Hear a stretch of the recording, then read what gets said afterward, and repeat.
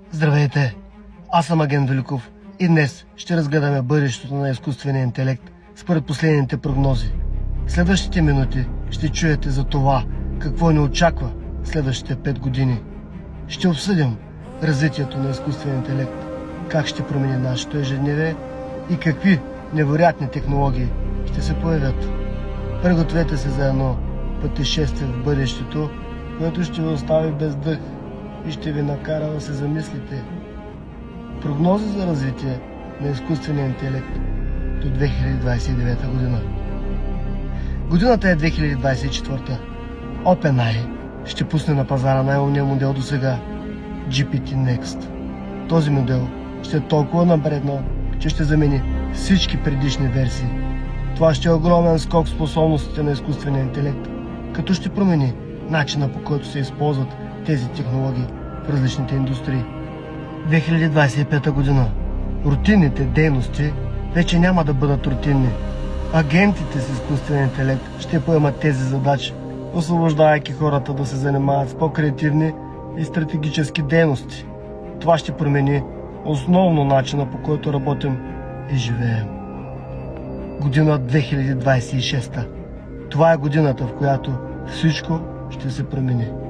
OpenAI ще създаде невронна мрежа на човешко ниво – Artificial General Intelligence. Тази мрежа ще е способна да замени всички професии, като хората ще се насочат към задачи, които изискат по-високо ниво на креативност и иновации. Годината е 2027. Има 70% вероятност, че през тази година ще се появи Artificial Super Intelligence.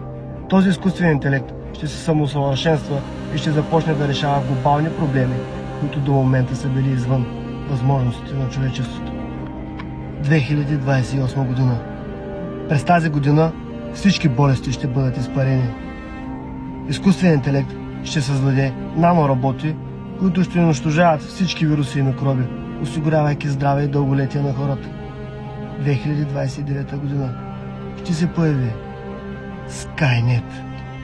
Свръхинтелигентността ще поеме контрола над света и прогресът ще се ускорява с темпове на светлината.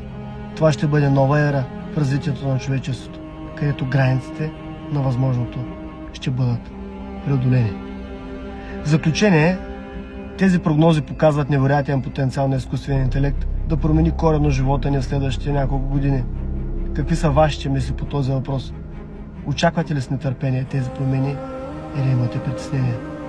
Споделете вашите коментари и не забравяйте да гледате агент Великов, защото той не само може да намира хора, той може да ви бъде и полезен.